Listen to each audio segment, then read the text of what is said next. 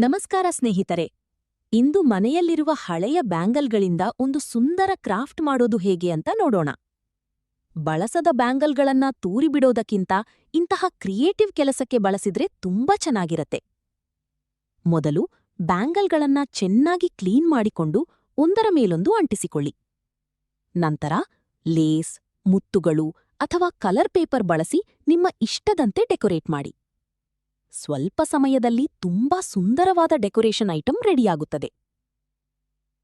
ಇದನ್ನು ಮನೆಯ ಅಲಂಕಾರಕ್ಕೂ ಬಳಸಬಹುದು, ಗಿಫ್ಟಾಗಿಯೂ ಕೊಡಬಹುದು.